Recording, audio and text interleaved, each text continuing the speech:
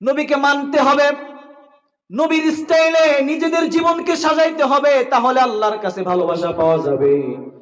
Messi আর নেইমারের মতো চুল কেটে নায়ক নায়িকাদের মতো পোশাক পরিবর্তন করে যদি আপনি সারাটা দিন সারাটা রাত ভরে আশিকে রাসূল হওয়ার দাবিদার জানান, আরবের নবী মুহাম্মদুর রাসূলুল্লাহ বলেন, তোমার মতো ধোঁকাবাজ উম্মত আমার কোনো দরকার নাই। সুন্নাত না মেনে নবীর আদর্শ নিজের ভিতরে বাস্তবায়ন না করে সারা দিন রাত যদি আশিকে রাসূলের স্লোগান দেন, কোনো লাভ আছে? এজন্য নবীকে যদি মানতে হয় পরিপূর্ণ মানতে হবে।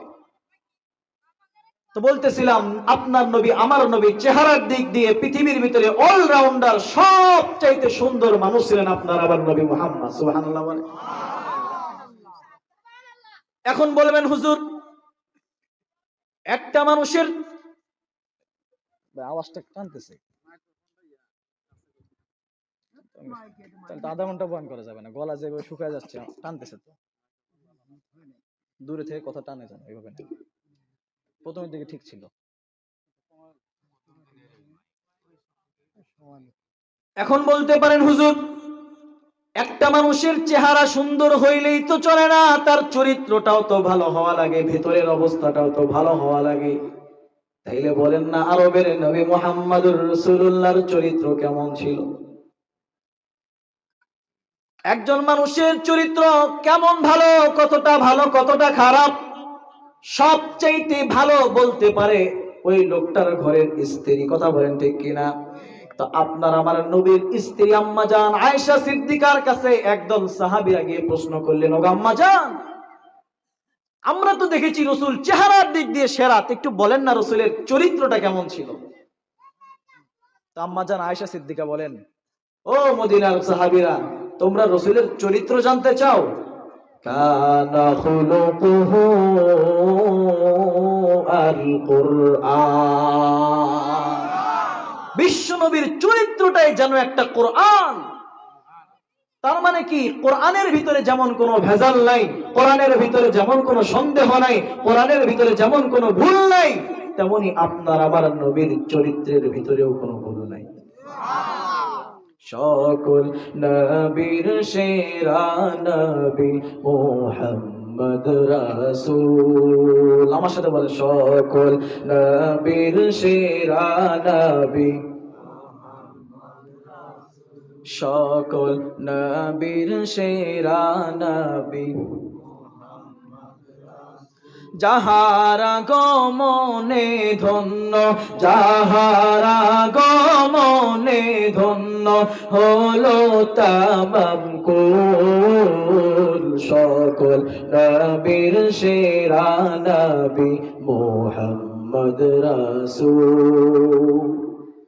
আপনার আমার নবীর চরিত্রটা কত সুন্দর ছিল। তো পৃথিবীর মানুষের সার্টিফিকেট বাদ দিলাম, আম্মা জান আয়েশা সিদ্দিকা রাদিয়াল্লাহু তাআলা আনহা যে সার্টিফিকেট দিলেন যে আমার স্বামী মুহাম্মাদের চরিত্র কোরআনের মতো, কোরআনে যেমন কোনো ভেজাল নাই, মুহাম্মাদুর রাসূলুল্লাহর চরিত্রেও কোনো ভেজাল নাই, তো এর চাইতেও বড় সার্টিফিকেট আপনার আমার আল্লাহ নবীকে দিয়ে দিয়েছেন। আল্লাহ তাআলা বলেন, ওয়া ইন্নাকা লাআলা খুলুকিন আযীম। ওগো রাসূল, আপনি তো সব চরিত্রের ভিতরে সর্বোত্তম চরিত্রের অধিকারী। এমন চরিত্রের মানুষ পৃথিবীর শুরু থেকে নিয়ে আজ পর্যন্ত আর একটাও আসে নাই, আসবেও না। সুবহানাল্লাহ। তাহলে চেহারার দিক দিয়ে কাউকে মানতে হলে আপনার আমার রাসূল সেরা, চরিত্রের দিক দিয়ে যদি কাউকে মানতে হয় আপনার আমার রাসূল সেরা। এখন আসেন আচার আচরণ, ব্যবহার কেমন ছিল আপনার আমার নবী?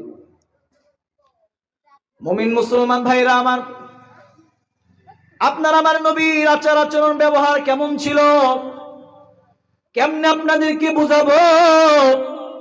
আপনার আমার নবীর আচার আচরণ ব্যবহার এমন ভালো ছিল, মক্কার যে কাফের বেঈমান মুশরিকেরা আপনার আমার নবীর বিরোধিতা করত, তারাও গোপনে গোপনে মুহাম্মদুর রাসূলুল্লাহর কাছে নিজেদের আমানতের মাল রক্ষা করত। মুহাম্মদুর রাসূলুল্লাহর কাছে নিজেদের আমানতের মালগুলো জমা রাখতো। তারাও জানতো রাসূলের ব্যবহার কত ভালো।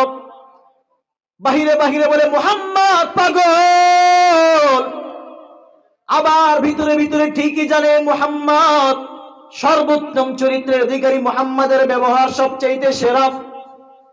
ও তারা সেলাকার মুসলমান, আপনাকে যদি কেউ একটা বার ধোঁকা দেয়, একবার যদি কেউ আপনার মনের ভিতরে কষ্ট দেয়, আপনি প্রতিশোধ নেওয়ার জন্য পাগল হয়ে যান, সুযোগ খুঁজতে থাকেন কেমনে লোকটার থেকে প্রতিশোধ নেওয়া যায়। কথা বলেন ঠিক কিনা?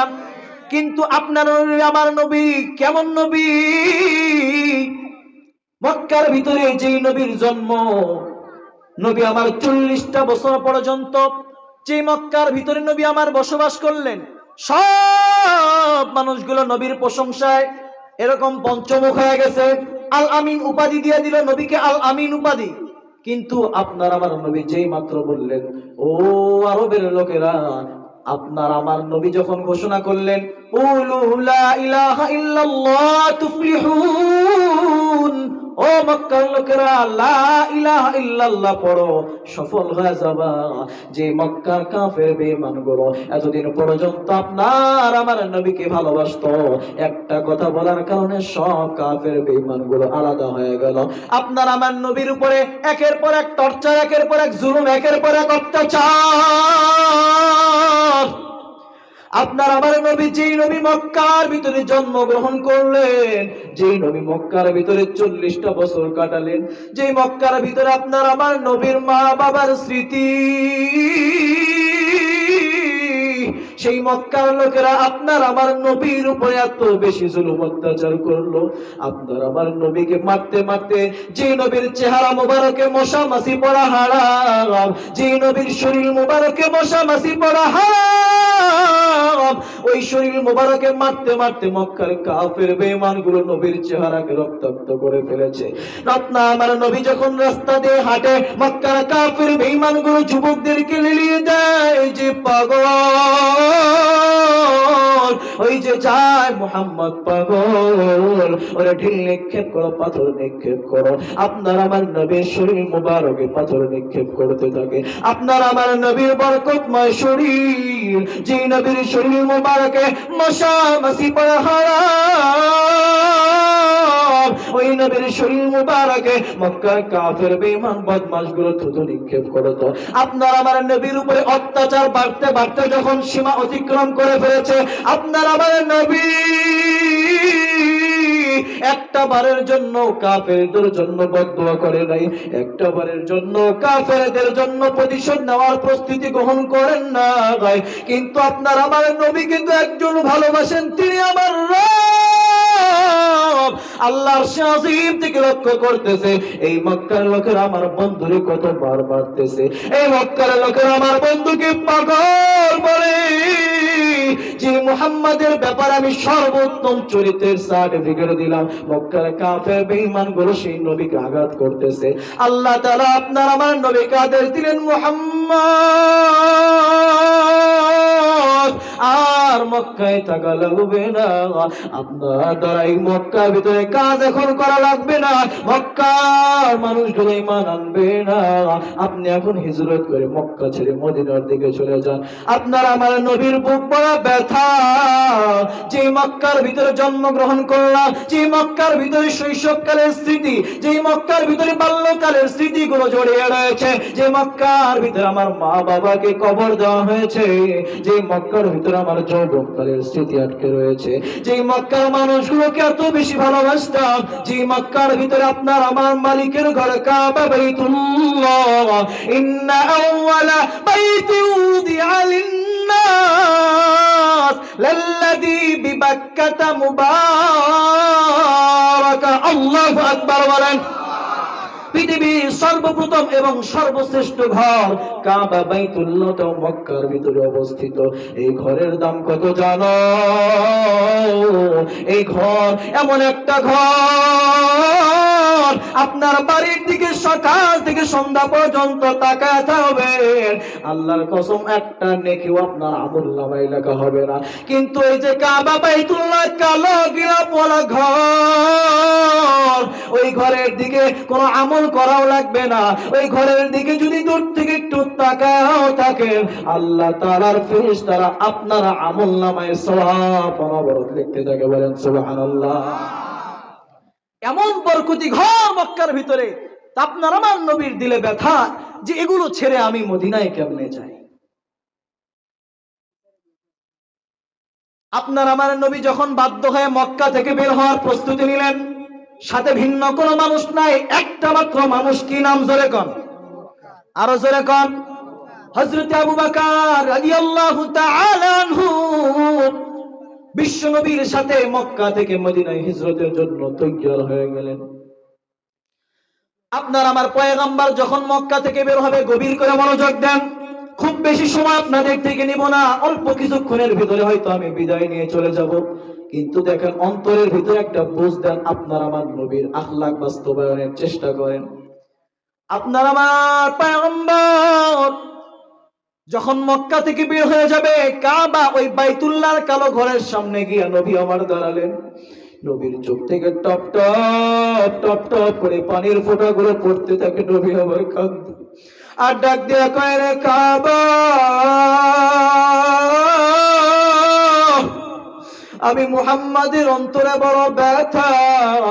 আমার আশা ছিল জীবনটা ভরা তোমার খেদমত করব, তোমার সাথে তোমার সেবা যত্ন করব, কিন্তু তোমার বাসিন্দারা আমাকে মক্কার ভিতরে থাকতে দিল না, বের করে দিতেছে। নবী আমার কাঁদতে কাঁদতে কাবার চাবির দায়িত্বে ছিল একজন কাফের, যার নাম ছিল উসমান। উসমান নামে একজন কাফের কাবার চাবির দায়িত্ব পালন করত। নবী আমার কান্না মাখা চোখ এবং বুক পড়া ব্যথা নিয়ে ওই উসমানের ঘরে গভীর রাত্রে ডাক দিয়া কয়, উসমান রে, আমি নাকি তোমাদের দুশমন, আমি মুহাম্মদ নাকি তোমাদের শত্রু। আজ থেকে আমি মক্কায় আর থাকবো না, আমি তো মক্কা ছেড়ে মদিনার দিকে চলে যাইতেছি। কিন্তু উসমান, যাওয়ার আগে আমার মুহাম্মাদের একটা আশা পূরণ করবানি। উসমান বলে, কি আশা একটু বলো না। নবী আবার ডাক দেয়া কয়, উসমান রে, আমি মুহাম্মদ তো চিরদিনের জন্য মক্কা ছেড়ে মদিনার দিকে চলে যাইতেছি। আমার মনে একটা আশা, যাওয়ার আগে মাত্র 2 রাকাত নামাজ আমি কাবা ঘরের ভিতরে পড়তে চাই। তুমি মেহেরবানি করে একটু চাবিটা দিবা। আমি মুহাম্মদ কথা দিলাম আর কোনোদিন কোনো কিছু চাইতে আসবো না। আপনার আমার নবী, আপনার আমার নবীর মা নাই, বাবা নাই, ইতিম নবী উসমানের সামনে কান্দে আর চাবি চায়। উসমান আপনার আমার নবীকে ধমক দিয়া বলে, না না, খবরদার, চাবি চাই, আমারে বিরক্ত করবা না। এই কাবার চাবি তোমাকে একটা মুহূর্তের জন্য দিতে পারবো না। আপনার আমার নবীর দিলের ভিতরে আল্লাহ তাআলা কথা ঢেলে দিলেন। আপনার আমার নবী ডাক দেয়া, উসমান রে, আজকে তোমার কাছে চাবি চাইলাম, আমি মুহাম্মাদের হাতটা খালি, তোমার কাছে চাবি চাইলাম, চাবি দিলা না।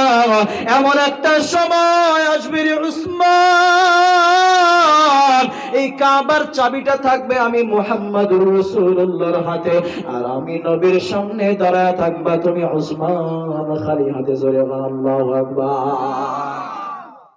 قادر قدرت داري بالكمال أنت ربي أنت حسبي ذو الجلال। সব ক্ষমতার মালিক আল্লাহ।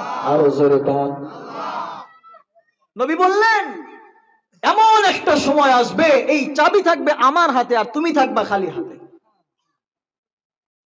মুমিন মুসলমান ভাইয়েরা আমার, আপনার আমার